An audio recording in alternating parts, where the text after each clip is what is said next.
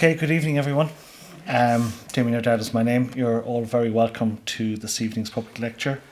Tonight's lecture is Mind Over Exams, Strategies for Staying Calm and Confident, and is the final in our 2025 series to date. St John of God University Hospital is committed to raising awareness and reducing stigma around mental health through initiatives such as our public lecture series. We also deliver mental health first aid training nationwide in clubs, colleges, workplaces and community groups, because we believe that open conversations and accessible information around mental health benefit everyone in society. Tonight's lecture will take about 45 to 50 minutes. It'll be followed by a short interval, during which time the question sheet that was on your chair will be collected by a member of our team and given to the panel for the question and answer session. We plan to finish this evening around 9 p.m. Our event is being live streamed and will be available through our website in the coming days. Before we commence proceedings, I'd kindly ask you to either silence or switch off your mobile phone. In the event of an emergency, the exit door is through the door you came in, and there are exits from the building both to the right and to the left, and toilets are to the left past main reception and left through the set of double doors past the coffee shop. We hope you enjoy the evening and find the talk beneficial. Our speaker this evening is Katie Crean, Senior Occupational Therapist, and I'll hand you over to Katie Moynihan, who is a Senior Occupational Therapist and our chair for this evening. Thank you.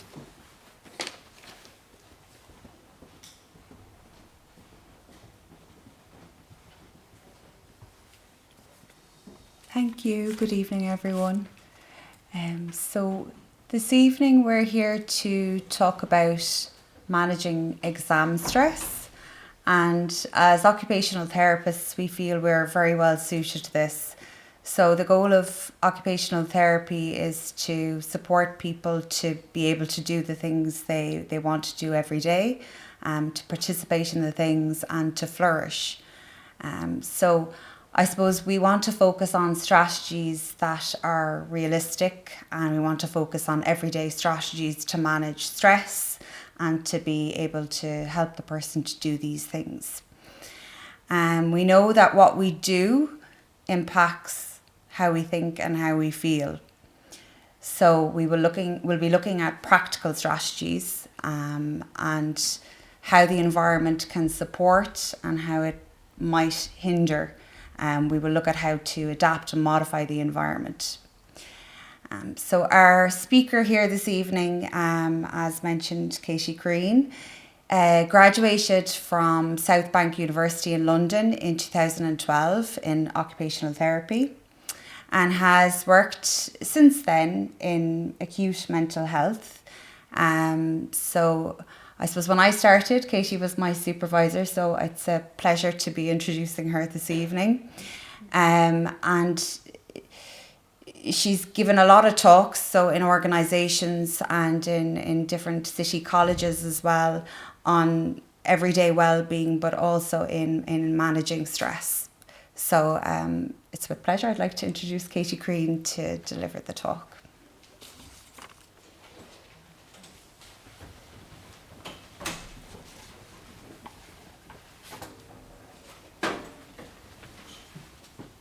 Okay, so thanks to Kate and to Damien for the introductions. It's really nice to be speaking to you all this evening. So what we're going to look at is Mind Over Exams, the strategies to stay calm and confident in exam season. So this is just an agenda of what we're going to get through today. I'll probably just start by saying the audience that we have here, you might be a young person facing into the exams, you might be a parent or a carer who's supporting the person, and you might be a mature student, maybe watching the stream online, that you're going back and you're back into the exam season. What I would say is that all the strategies we're going to discuss this evening are strategies that we can all use. So great to learn them when we're in adolescence, but they're strategies that can help us all through stressful times. Okay, so we're going to start off just by discussing the adolescent brain, and so how it's kind of different to the adult brain. We'll kind of go in then to talk about stress and cortisol, and how stress can kind of work for us and work against us sometimes. Then we'll move on and talk about the optimal conditions for staying calm and learning. So these are like the strategies that we can do, the things that we can do to help. Then we'll move on and talk about the importance of co-regulation and de-escalation. And then, as said, there'll be a bit of a time for a break and then a Q&A session at the end. Okay, so the adolescent brain. So the brain itself stops growing when we're about in kind of early adolescence, but it doesn't stop developing until our kind of mid to late 20s. And that time in between, I suppose it's a time of rapid changes. There's a lot going on, but what we know as well, there's parts of the brain that aren't fully developed yet.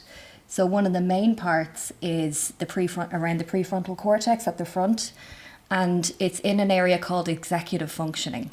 So you might have heard that term before, but executive functioning, it's those skills like being able to plan, prioritize, problem solve, being able to kind of evaluate and make changes of our behavior. So the other thing is that brain development isn't really linear. So it's a time when there's lots of changes going on, but it can be a little bit messy because we're not really sure what's happening at the time. So we're going to watch just a short video by the University of Oxford, which explains this in a little bit more detail. Between childhood and adulthood, our hormones kickstart a phase of significant change. And while the physical changes of adolescence may be obvious, less visible are changes that these hormones trigger in our brains, which might just be responsible for turning our teenage years into a bit of a roller coaster. Throughout our lives, our brains undergo a process called neural pruning. The synapses, through which our neurons communicate, are either lost or strengthened, depending on how much we use them. Well-used synapses grow strong, while the weaker ones fade away. It's this process that makes us capable of faster, clearer, and more complex thought as we grow up. But, crucially, pruning happens at different rates in different areas of the brain. By the time we're adolescents, the neural networks that communicate emotion, risk and reward are well developed, while others, which may help us to plan, prioritise, think logically and moderate our social behaviour, are yet to mature. So, a potential mismatch between our emotion and our judgment arises just as our emotional and social worlds are becoming more complex, making an increase in social anxiety quite normal at this time.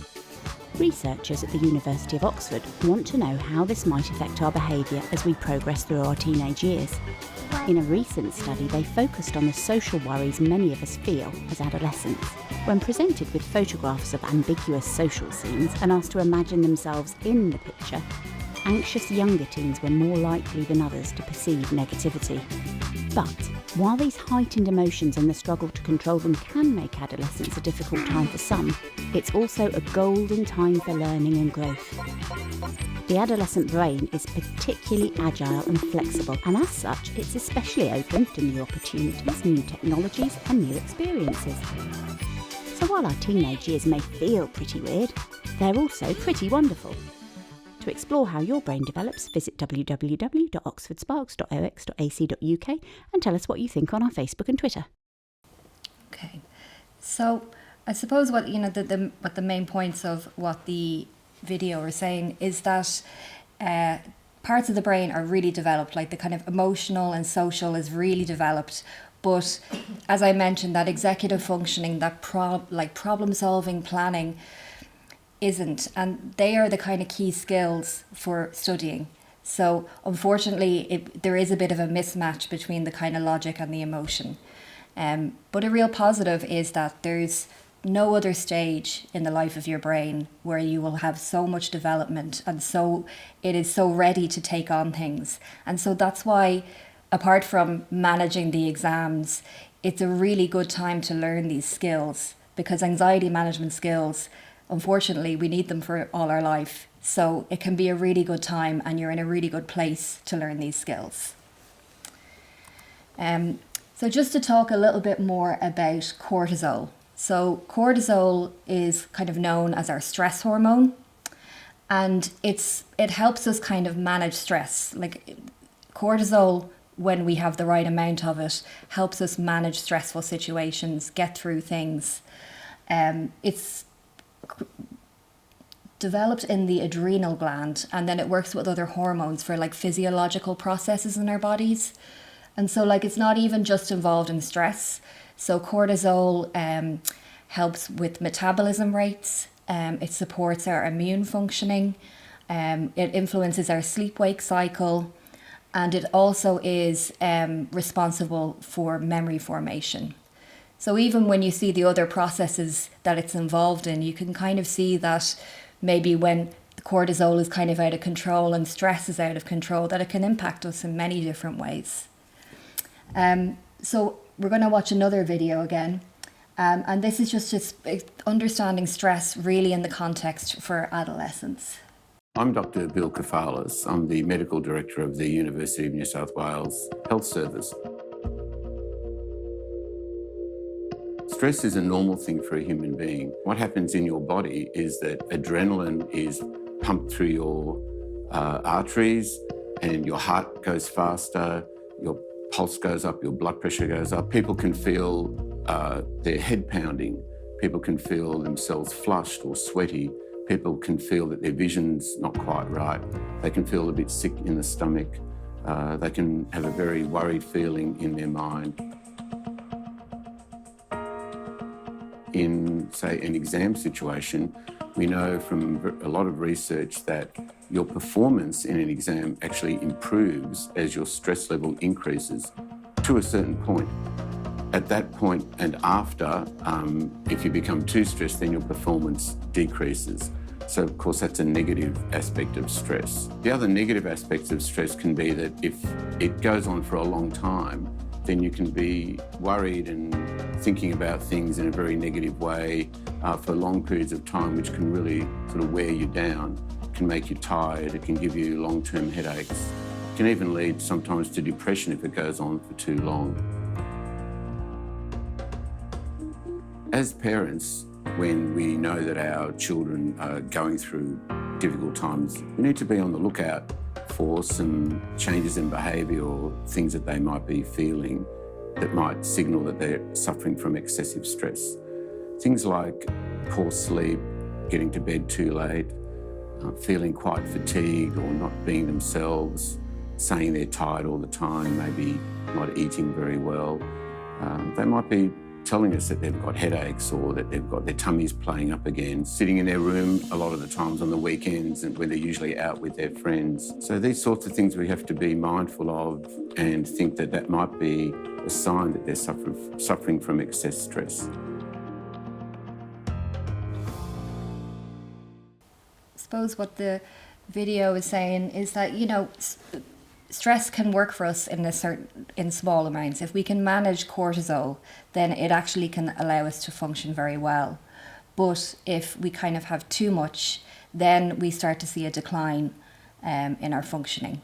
And, you know, stress lives in the body, so it's really normal that it's kind of physical things that you see to do with stress. So I think everyone knows, you know, butterflies in your stomach, or if you're really stressed, you might have stomach problems, tension in your shoulders, headaches. And it's all the body's way of saying that there's too much cortisol. And as Dr. Bill said, kind of if it goes unchecked, then it can kind of get into chronic stress. I suppose the good side of it is that if we can manage the amount of cortisol, it can actually work really well for us.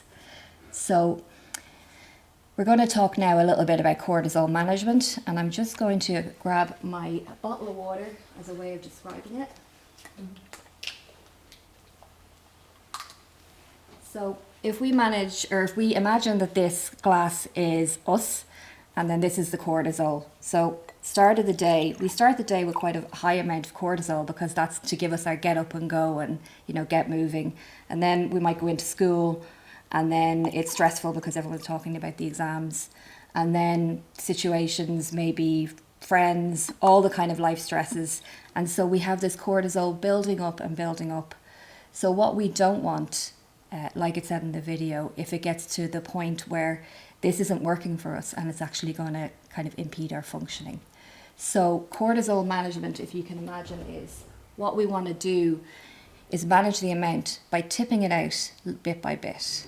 And the way to tip it out bit by bit are some examples here: balanced nutrition, activities, and the strategies that we're going to use. So it's making cortisol work for us.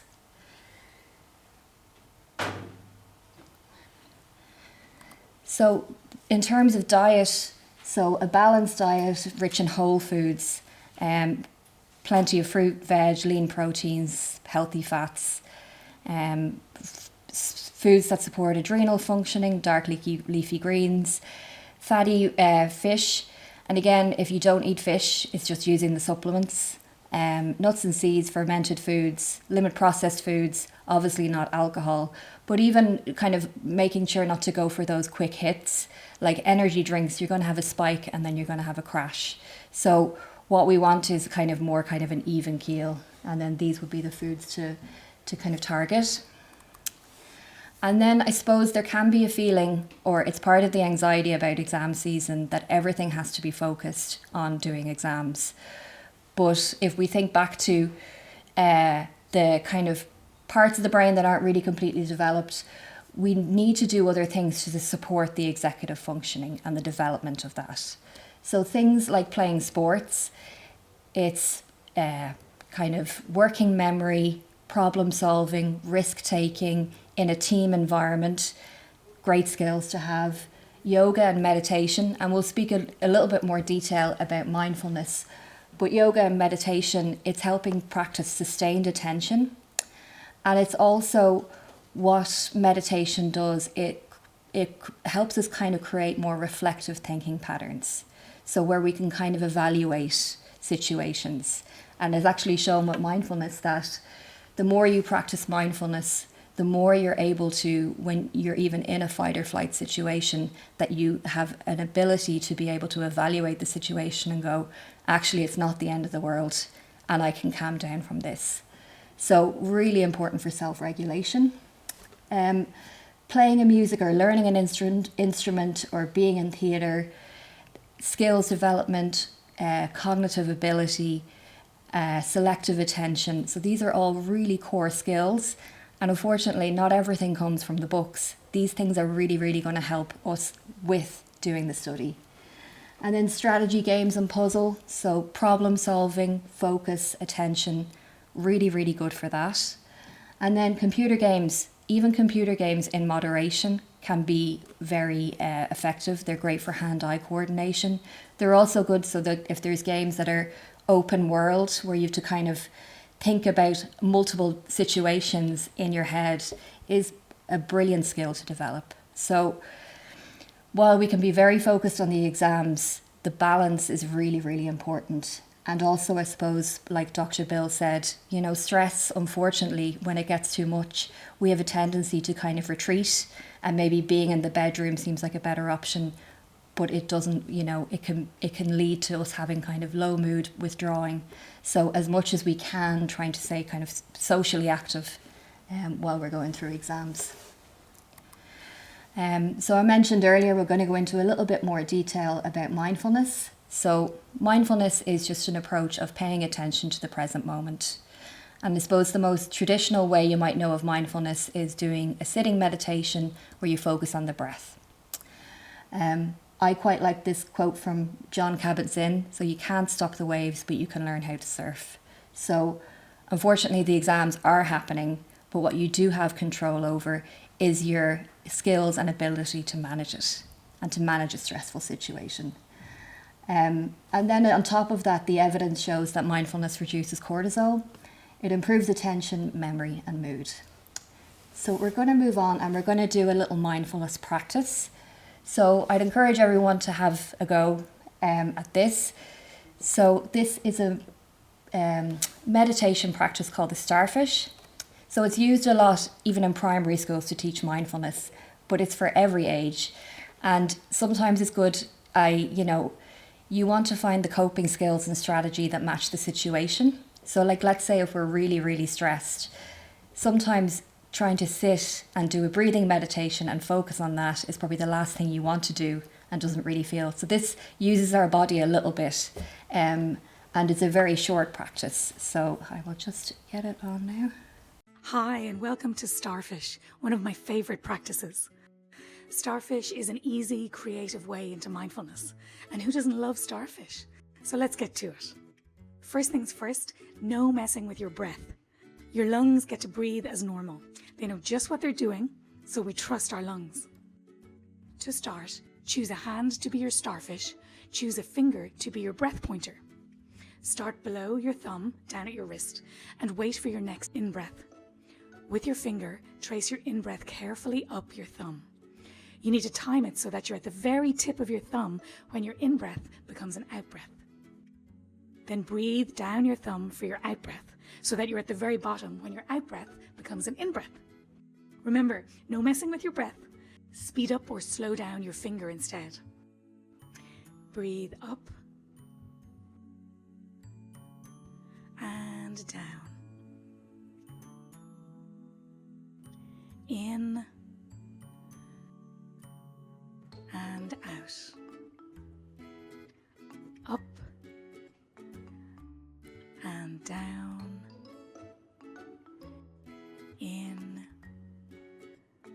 and out.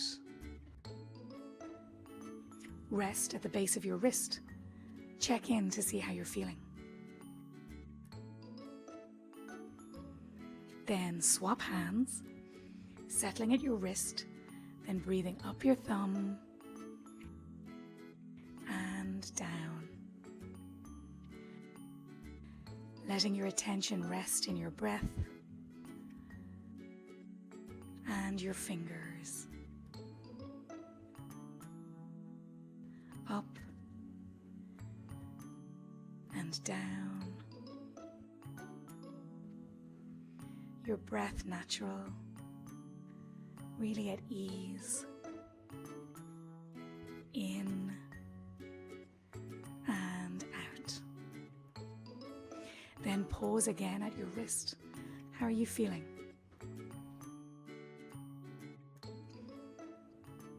Starfish is for everyone, no matter how big or little our hands are. It can help us if we wake in the night and we're feeling worried, or at times where we're feeling angry. It helps us relax for a moment, just where we are, just as we are. Starfish helps us to be a friend to ourselves and to remember that we're okay. Thanks for watching. Have a great day. So it's a really simple exercise, easy to remember. These are your starfish. So I've done this practice with Orla, who's the mindfulness practitioner, and she said, sometimes you do it 10 times on each hand, but and we're going to talk about the importance of breaks with studying. If we just want kind of a reset where we feel like I just need to kind of feel a bit calm and grounded, something like the starfish or doing breathing exercises can be really helpful. And, also it helps with attention, because it's the hardest thing ever just to focus on the present. But the more of these skills we practice, the more we can kind of manage the stress of everyday situations. Come to starfish. Okay, so we're going to move on now to another, I suppose this is very much a study technique. I don't know if anyone's heard of the Pomodoro technique. So the Pomodoro technique was developed in 1987 by Francesco Cirillo. He was in university at the time. I think he was doing software engineering, but he found he was really struggling with focus. So the Pomodoro, it was very 1980s. He had one of those kitchen timers in the shape of a tomato, and he said, I'm going to do 25-minute bursts of focused work and then taking breaks. So it's a really useful time management technique. In particular, so what I mentioned before about executive functioning, a lot of these strategies you will see will say that they're for people with ADHD. And that's because executive functioning is a kind of pervasive problem with ADHD throughout life. It's difficult. So a lot of these strategies, they'll say, for ADHD, but they're strategies we can all use because everyone struggles with focus. We definitely struggle with focus when it's something that we're not interested in as well. So unfortunately, the subjects that we don't like, it is much harder to do that. So now as it's been going for like 40 years, nearly 40 years, you don't just need the timer. There's an app. And then one of the criticisms from the ADHD community was that sometimes the hyper focus that you can achieve with ADHD, 25 minutes is not enough. So now you can adapt. So you can make it a longer, like let's say, oh, actually 40 minutes is better for me. You can do that. So it's a very popular worldwide technique. One big fan of the Pomodoro technique, I don't know if this is a recommendation, but Elon Musk uses the Pomodoro technique. So, I mean, he does get a lot done, but maybe we don't like what he does. But it can be for productive people. It's a great tool. So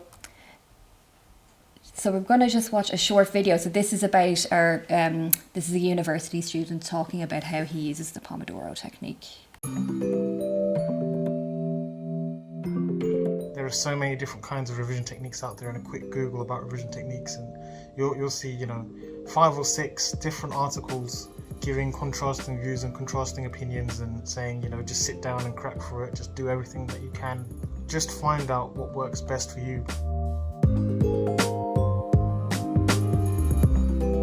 This technique is more of a short, structured way of going about the revision process, and it is picking a topic or picking particular tasks that you want to accomplish and working on that for 20 to 25 minutes with very intense, very focused work, either reading or note-taking, and then at the end of that time period you take a 5-minute break, which you might be able to have a drink, get a bite to eat, mess about on your phone, or even close your eyes and recharge the batteries. And what this does is kind of resets the focus and attention of the mind, so that when you do come back to revising again, you're maintaining that very high level of focus, which creates those neural connections and really reinforces those memories, those things that you're trying to call upon. You do this for about maybe 3 or 4 cycles, and at the end of let's say the 4th cycle, for example, you then take a 30-minute break, you take a larger break, which allows you to recharge even more. And by doing this over and over again, you can really get in hours worth, 4 or 5 hours worth of work in a day, and you don't even realize how much work you've actually done. And it's also very structured, the work that you're doing, and you can tick off topics one by one. So it could be a very interesting and effective method to try. Balance is key. Making sure that you're, taking breaks, even if you don't feel like you need a break, and sticking to the routine itself, because it's a particular technique. So there's research gone into why you take breaks at certain times, but don't overdo it and don't push yourself. And of course, regular water breaks can also help, and eating. So balance is definitely very key and an important thing in executing the technique.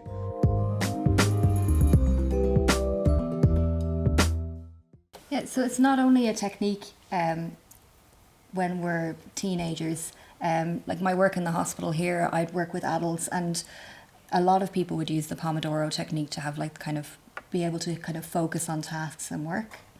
And it's very effective. Like remember my study, when I was studying, I used to try study for 3 hours straight and think I was brilliant, and then I tried take a break, but I was completely addled by the end of it and not able to go back. So I think, and even when we think of like the starfish or, those little exercises, they're to help us kind of get back in. Because another kind of part of executive functioning that is quite hard is continuation, which means when we take a break, we're able to go back.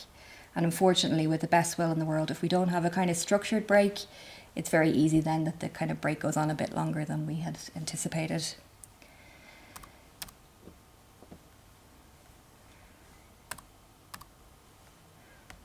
There we go. So now it is time for a movement break. So in your chair, wiggle your toes, rock your feet up and down, do a torso twist, just giving yourself that. A chair sit up where you just kind of push yourself up off the chair and hold yourself up for a few seconds. Stretch your upper body, have a yawn, do a few shoulder rolls. So we're doing this because it's kind of a natural time to take a break anyway, because we've been talking for about 25 minutes. But also is that when we sit for a long time, we tend to lose focus. And so I'm going to talk about it in more detail, but movement is a really important regulator. So movement breaks are small movements that we do, and it gives us enough sensory input to help us have this kind of ideal thing of being calm and alert. So we need to be calm to learn. That's why anxiety management is so important with exams. But it's important just to give yourself that little movement, and you might even notice that you feel a bit kind of refreshed by that. So a good thing is to even using the kind of Pomodoro idea of about 20-25 minutes, but incorporating movement breaks into your study, it's really, really important. And that, I suppose, leads on to kind of a bigger thing we're going to talk about is the senses. So movement breaks are part of like how we can kind of regulate through the senses. So we've got our sensory systems up here. So the first thing to kind of point out is that we don't have 5 senses, we have 8. And the ones you might not know about are proprioception.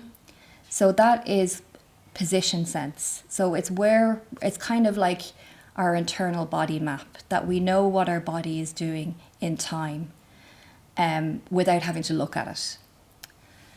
Then we've got vestibular.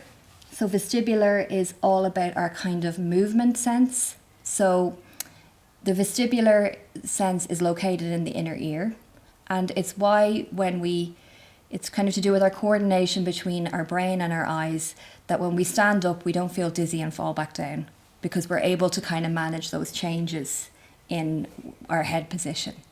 So vestibular, if someone had an issue with vestibular, if someone, like some people get travel sick and some people don't, and it's just that more common when you're a child, but that's part of your vestibular system. Some people love going on roller coasters, and then other people would feel like sick at the thought of it, and that's to do with vestibular.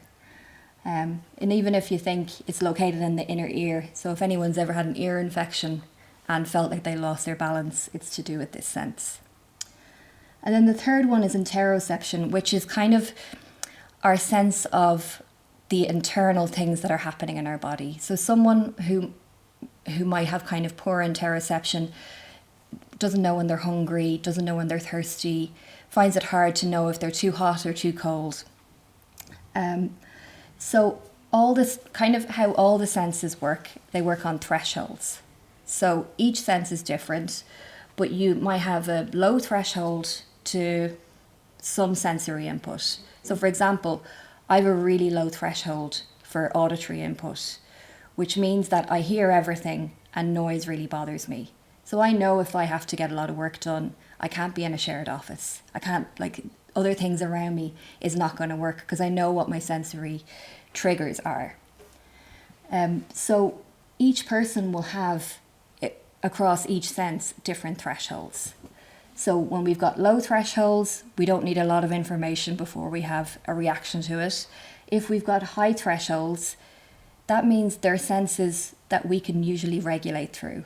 So if you love lots of tactile input and love massages and maybe like things like weighted blankets, then that's another self-regulation skill that you have through the senses. It also means that sometimes we need more information to have a proper response if we've got a high threshold. So if you're the neurodiverse population are more likely to have sensory differences. So maybe someone who has ADHD needs a lot of movement to regulate every day. So they need to do movement breaks, they need to do weights, they need to do lots of things because that helps them function properly. So the senses, most occupational therapists will do a sensory assessment, but in all honesty, it's stuff you kind of already know because everyone kind of knows I'm sensitive to noise, or example like foods I hate, I hate mushrooms, and that's actually a tactile thing because it's about texture. or I hate labels on clothes. But when we get an idea of what our sensory kind of regulators are and stressors, it can help us plan our time a lot better and plan for any distractions that we'd have that would get in the way of study.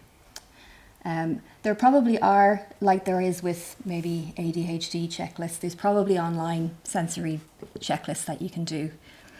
But again, an occupational therapist would definitely do a profile. So moving on to the next thing, so WTF, so it's what's the function? So when we're kind of in a situation we don't want to be, we have this kind of experiential avoidance where we kind of don't want to be there and don't want to do it, but that often we kind of get into a behavior that isn't really working for us, that's not helping us towards our goals.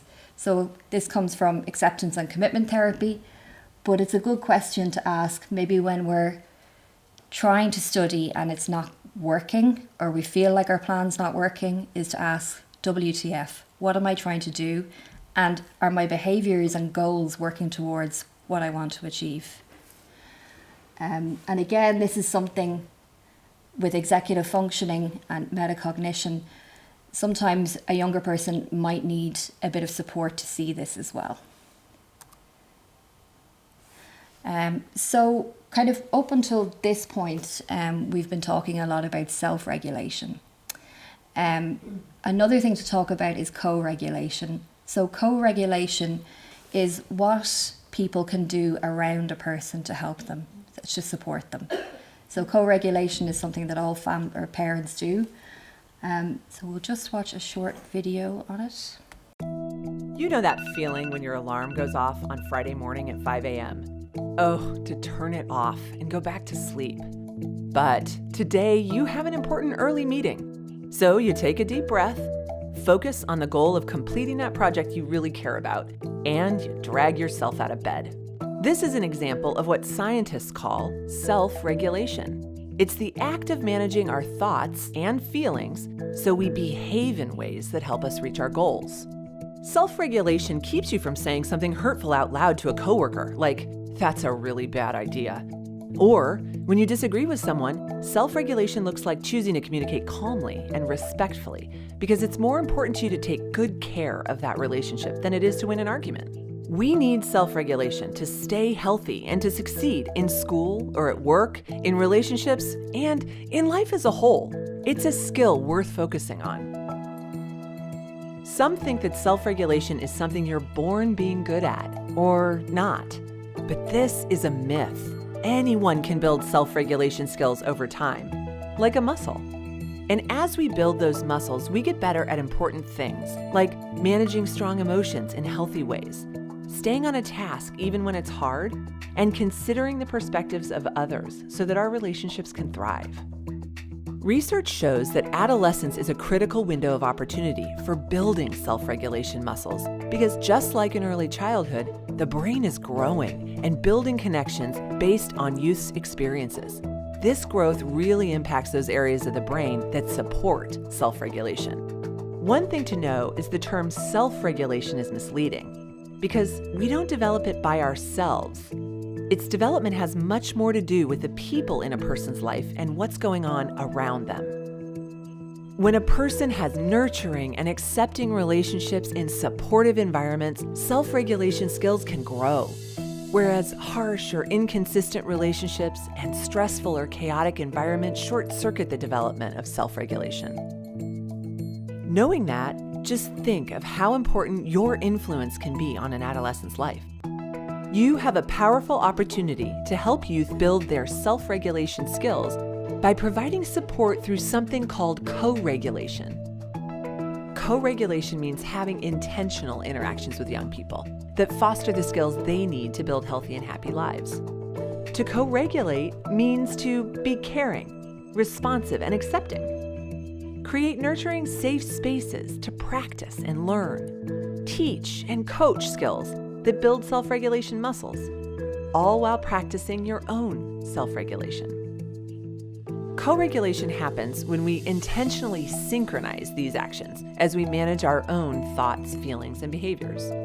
So often, adults take a step back from youth as they hit adolescence, when what youth really need during this time is the opposite. There are many ways to grow your skills as a co-regulator. We'll offer 3. First, practice improving your own self-regulation. It's good for you, and it's important to model when working with youth. Second, build warm relationships and nurturing environments. Imagine yourself as a young person in your program. Do you feel cared for, accepted, and known by the staff? Does the environment feel supportive to you as an individual? Third, coach self-regulation skills. Help youth reframe mistakes as opportunities to try something new and to build their self-regulation muscles. When youth practice their skills, they improve those skills and feel better about themselves. These things may be part of your practice already, but now you have a name, co-regulation, for the kind of support you want to provide. And there's always more to learn. As an adult working with adolescents, you matter. Don't underestimate the impact you can have on their lives. From how you greet each young person in the morning, to the coaching conversations you have, to how you react in front of youth when things don't go exactly the way you planned. Using a co-regulation approach can support a young person in ways that matter to them now and in their future. Fostering a co-regulation mindset is an investment worth making for all of us.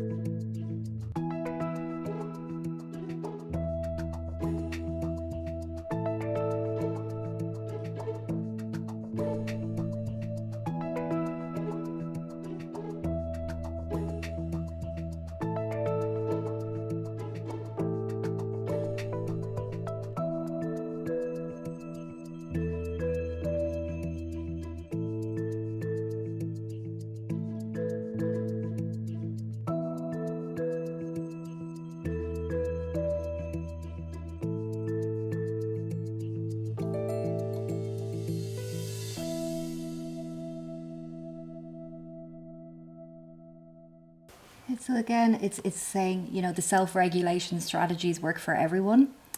And that another thing to remember is that we can model, and, it's not only, I suppose this video is talking about probably to healthcare staff, but it's all those other things as well that can provide co-regulation. So as I said earlier, the extracurricular activities, the being part of a team, there is other ways to regulate apart from, inside the family.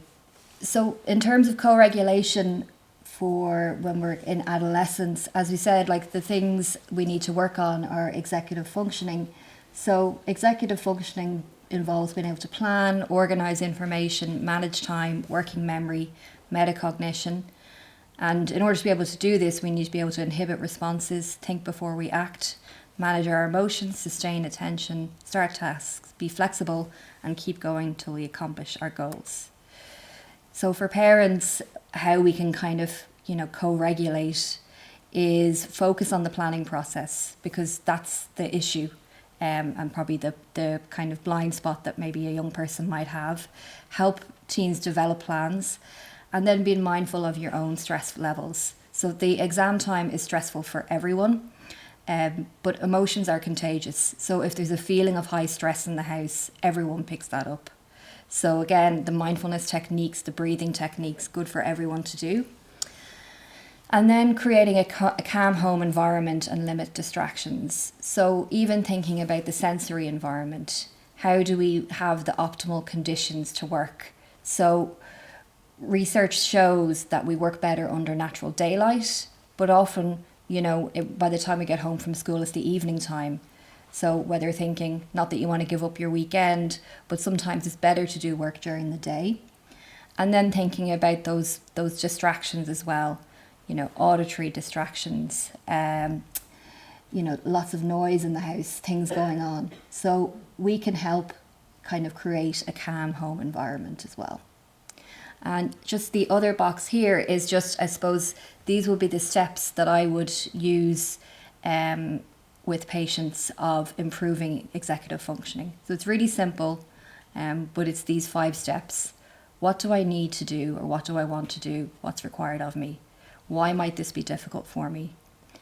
Make a plan that overcomes the difficulties. Try the plan, but then reflect on whether the plan worked, and then move back to step 3. So it's evaluating if it worked, and if not, go back a few steps. So moving on from co-regulation, we're just going to talk a little bit about de-escalation. So de-escalation is when there's a bit of a crisis. So to de-escalate is to reduce the level of intensity of a crisis. So this might be when we're really, really, really stressed. So it's important, I suppose it's a crisis, so you don't really have a lot of time to think in the situation. And you probably won't have time to kind of put a detective hat on and go, what's going on? Why has it resulted in this kind of crisis? Important to remember is that when we're in a kind of heightened state of anxiety, the rational brain is not working. The emotion-focused brain is what's working. So we need to kind of think about that in our responses. So if we kind of have a logical response, it doesn't make sense to the person who's in the crisis. So, you know, if, let's say the young person says, I'm going to go in tomorrow, I don't know anything, I'm going to fail this exam completely. And hopefully you're trying to appease and placate and go, what are you talking about? You did brilliant in the mocks. That just doesn't make sense to the person at the time, because the logic and reason is not there.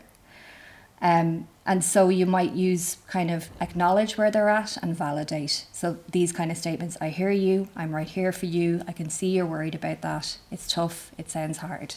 So we can't, when the emotion brain is kind of dominant, there's not problem solving there. We're not going to be able to work through it through talking. And actually it's more, anxiety management strategies are best when they involve our body, because the mind isn't. And even for adults, if you've ever been in a really kind of stressful situation, argument with a partner, and someone says to you, oh, will you just calm down? Like, does it ever work? It doesn't, because we're not in the place where we can hear that. So I suppose we're just trying to kind of de-escalate the situation and move on. And then it's, I suppose, our verbal, but also our non-verbal. So our body language, expressions, having respect for personal space. So sometimes when someone's really intense, you're feeling, or you just want to go hug them, but they mightn't be in a place to do that.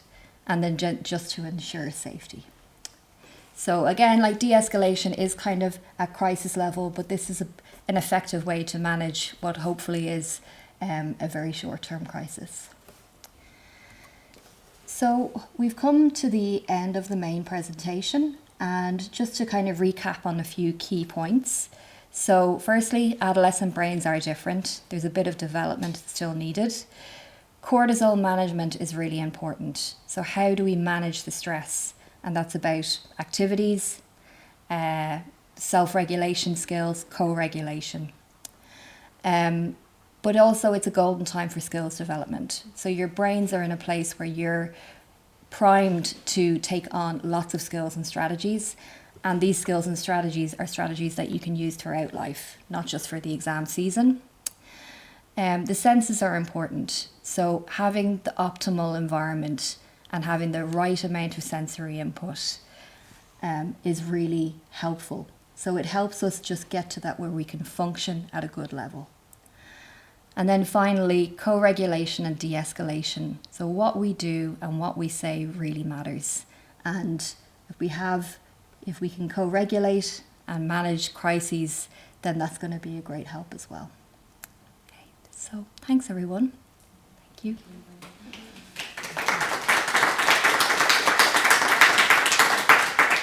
Okay, so thanks for your questions, and thanks for those as well who have sent them in, who plan to watch back as well. So we've had just a quick look at them, so bear with us. We might have to, there's a lot came through, but I'll start and we might just link in and jump in as we go. So the first one we have here is asking for possible strategies or extra strategies when you are co-regulating with anxious gifted students.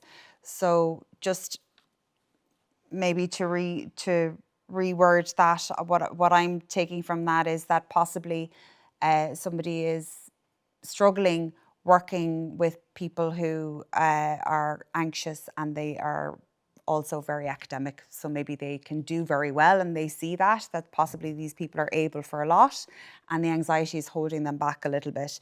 So myself and Katie just looked at this one and we kind of just mentioned that, I suppose, it's also to remind yourself that it's not going to be perfect. Things can't be perfect, and healthy stress is also normal. So healthy levels of stress are important, and as Katie mentioned in the presentation, that we all need a certain amount of stress to be motivated. So strategies to co-regulate is maybe to remind the students that they're doing really well, that to keep the motivation going by reminders of all the other aspects of life that are also working well and continuing them. Anything else that you thought of there? Yeah, I suppose like when someone is stressed, the one thing that's really off is their perception. So that they, and it's when we're all anxious, we tend to think the absolute worst. So I suppose it's trying to, in particular with strategies, I'd say mindfulness would be a very useful strategy because it's really about being able to evaluate and kind of be non-judgmental. And I suppose a big part of mindfulness, it's a stepping stone to self-compassion. So sometimes the really high achieving students are really, really hard on themselves. So, you know, doing those strategies that work particularly with that would be quite helpful. Mm-hmm. Yeah. For sure, yep. Will I keep going or? You can go and I'll hop in. So the next question then is, how can I use the Pomodoro technique when I'm struggling to get started or to stay motivated? So I suppose today we're looking at exam stress in terms of presenting with anxiety and feeling stressed about exams. So this question then here is highlighting that the person is struggling to get started. So I'm just going to take it that the difficulty that the person's having initiating the study or getting started with the study is because of anxiety, okay, because of the stress. And I'm just highlighting that because that's the first thing I thought of, is that there's lots of other reasons that could also be causing difficulty getting started. But just to look at this anxiety and the stress, again, it's going back to what Katie looked at in the presentation around maybe it's starting the day doing something that's not study. Maybe it's starting with other aspects of life that are important to the person or that are going to support that person. Could be the sports, could be the relaxation activities, could be just getting moving in the morning, or it could be resting, doing something to calm. So it's just maybe again about routine and looking at your routine and everything that's involved outside of the study as well. Yeah, yep. I have another one that's actually quite similar to that. So it's somebody who might feel quite overwhelmed before they even get started. So a student or an adolescent who feels the anxiety is causing so much overwhelm that the person is not able to actually start studying at all. And then they create a difficult environment, so it basically just falls apart. It sounds like it's a bit of a crisis. So again, that's probably similar in terms of having a good routine, good structure. The day doesn't become completely or entirely around the study. That's, I suppose, crucial in that if everything in your entire day is about the exams and study and, you know, what time are you going to do it, or it's going to create a feeling of overwhelm, and just to create that safety, as you highlighted in the presentation, that there's so much other things that are important as well. And I can see that, and they're important that you do that. So this is one part. Yes, it's a big part, but it's to create that calm environment with the person, maybe through co-regulation as well. So that's that one. And the one last one here, that I have is any tips on memory recall for a mature student, female over 50. So with this one, I suppose there's lots of apps and there's lots of tips out there for memory, and it's repetition. So it is that repeating and that repetition. So as we say, the more we do something, the better we get at it. So again, it's the same with the memory. So you're going to recall better if you do practice it a bit more, or maybe read it a little bit more. But the other thing to mention around this one is if you can try and make it fun. So if it's a subject, or if it's something that's maybe not of particular interest, I think you mentioned that as well, or something that you don't really particularly like to study or read about, maybe it's finding a way that just to make it a little bit more enjoyable, whether it's through a game, through visuals, so maybe color coding, maybe using music, so something that you can maybe use alongside it to help with that. Any other ones? Yeah, like play is really, so we learn we learn initially when we're children through play, but it actually remains the same as an adult, that we can take in information a lot quicker if we make a game or some kind of play out of it. So finding some way, I remember in university there was all those mnemonics for remembering different cranial nerves and all that. And you're more like, if it's kind of fun and novel, it's much easier to remember than if it's just especially if it's something that you're not very, very motivated for taking the information in for. So finding play ways of doing is really good. Yeah. For sure. Okay. Yep. The first one I've got here, so how not to not get overwhelmed when planning study or studying. So what I would say about the planning is, if we're feeling anxious or like overwhelmed, it's not the time to plan, because our perception and our judgment is off. And this is where kind of co-regulation can really come in, is that we try find a time when we're feeling calm and regulated, and then that's the time to make the plan. Because if we make a plan and we're really anxious, it's probably not going to be a very realistic plan. And it might be a plan that we're being really hard on ourselves and kind of, pushing the study too much. So when we're feeling calm, and maybe when we've got support, that's the time to make it. And then much less likely to get overwhelmed when that happens. The next one here is about last minute exam tips. So even like in the presentation, when we get to kind of like the last minute, all we want to do is be in that space where we're calm enough to remember things. So I think like everyone will think of, if you go for a job interview and a piece of information that you know very, very well is gone from your head, and that's the effect of anxiety. So for the last minute, what we want to, right before the exam, is to get as calm as we possibly can. And because when we're calm, we're able to recall things much better. So that would be a tip. How to stay focused and not get distracted. Just find the strategies that work for you. It's always good to ask, what's the function? What am I trying to do? And then setting a realistic goal.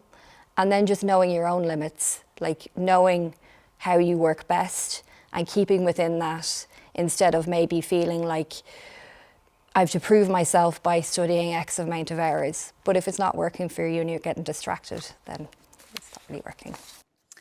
And I suppose I just had a thought, just as you were mentioning there, about getting overwhelmed with the work, and the importance of staying calm as well in that situation. So being calm so that you can take in the information, but just as well to mention that it's important to have times of rest throughout the day, throughout the week. It's not just right before the exam, or it's not just right before your study. It's actually, recently I was listening to it, that in those times of rest where you're doing nothing or you're daydreaming, your brain is taking in that information that it might come back to you in that exam, and that you may not even have realised that you've taken it in. So it's really important that you're not all busy all the time and keeping busy with study, that it's just allows time for rest as well, and that could be doing nothing. You know, a combination of all those nice things, study and then complete rest as well. This one is there any additional strategies around sensory regulation with regard to young people with autism and exam stress? So I suppose each person is different, so it'd be hard to kind of make sensory recommendations because everyone's kind of sensory profile is different. The movement breaks that we did would be really important for any young people with autism or ADHD. Those movement breaks are really important and it helps with regulation. And then it's not true across the board, but like autism sensory profiles, it tends to be more about triggers, that, you know, that there's more kind of noise can be an issue, too much tactile input can be an issue. So finding the kind of what the triggers are, but then also finding what the regulators are. Like if the young person can tolerate a weighted blanket, they're really good. They have a very good calming effect. They take us out of the fight or flight. Not everyone can tolerate them, but they do have a calming effect, and they have a kind of a focus effect as well. When we're calm and we're in a place to learn. So thinking, you know, what you want to do and the best ways to get there. Again, it varies from person to person. Do you have anything else on that one? I suppose with this as well is that it's looking at autism, and to mention that, you know, again, it's autism, ADHD, but neurodiverse or neurotypical, it really depends on the person. So you have to figure out what the person needs. Everybody is different. Everybody has their own way that works. Because this is asking, I suppose, with autism, I'm thinking that it's really important for the person to have structure. So to know what is coming next is crucial, is key, that if there's going to be an hour of study, what comes after that? And that will allow the person to focus more during that time, because they know what the next thing, the next activity is, I suppose, after the study. And that just puts them at ease, I suppose, to be able to focus on what they have to do, and then they move into the next activity after that. And that works for a lot of people, you know, not autism alone, but it works for a lot of people when they know what's next. It's almost, we look forward to it, especially if it's exams that we're studying for, or anything that we don't particularly want to be doing. If we know something good is coming after it, or perhaps if we've done something nice beforehand, it's a little bit easier, can make it a little bit easier. Yeah, and that's just because sometimes if someone is autistic, they find it difficult with change and managing transitions. Doing something like a movement break or a starfish exercise before going on to the next activity will help the person manage that transition into moving from one thing to the next. So the next one, do you have any tips for motivating students to study, focus better, particularly in the morning? So this is, so one thing, teenagers' circadian rhythm is a little bit different to us adults and to children, in that they tend to take a while to get going in the morning, maybe about 11 a.m. before things are kind of focusing, and then want to stay up later. So the morning times is an issue for adolescents. So for everyone, because our kind of cortisol levels are a little bit higher, doing movement in the morning, so doing like a yoga sequence, something energizing, doing weights, any of those things with real strong sensory feedback are really going to help. Going straight into study in the morning is going to be difficult for everyone. Do you have anything else with that one? I think a lot of people got excited there because they probably thought you were advocating for teenagers to stay in bed until 11 o'clock. Well, there is a movement in America to change the school times because of it. Yeah, you know, but unfortunately, there is an element of self-responsibility that adolescents have as well, and that's part of the growing up, isn't it? That you have to, I suppose, it's crucial for you to see why you're doing something, and an end goal, maybe a purpose of why you're doing it, is really important here. So if you know why you're doing something, that helps with your motivation.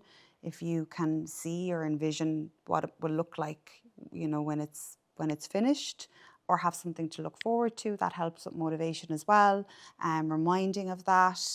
And again, sometimes it's really helpful for visuals for that. Journals, writing things down, just those self-reminders as to what's motivating for the person. But yeah, and getting up in the morning. So how many hours study per day is recommended? So I wouldn't give an amount because it's more about what you do rather than like a quantifiable. You know, it can be great to be able to say, oh, I did 3 hours of study, but if it wasn't high quality work. So I'd say, again, with that kind of planning beforehand, so because it is really overwhelming, you've got so many subjects, it seems like so much, but to take it in chunks of what needs to be done that week and making a plan based on the work that's needed to be done, rather than going, I must do X amount of hours because that's the recommendation. To be like, you know, using techniques that really help with focus, it's going to improve the quality of the study anyway, that you do. Strategies to minimize phone usage or scrolling. Very hard to do.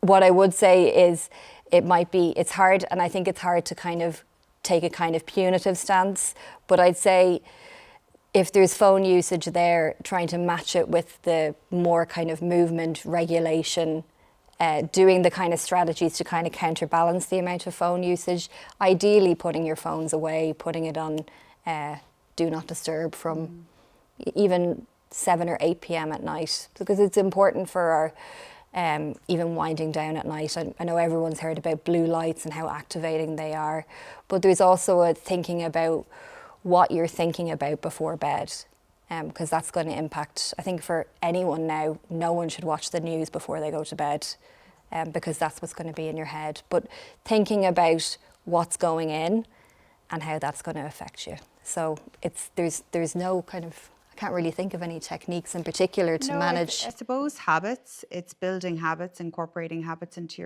your day, into your routine. And again, it's not going to be easy. It's going to take time. I think we did some training, and it's 30 days before we can really say that a habit becomes maybe easier to do, routine. Yeah. So that's a month.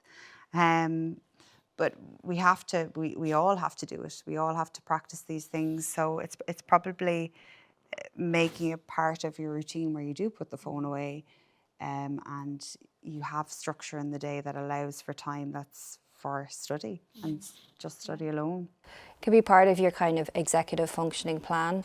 You know, what do I find difficult and what's getting in the way? And if phone usage is getting in the way, then it's part of your study plan as well, of, you know, making it realistic and, you know, manageable to limit the phone use for study.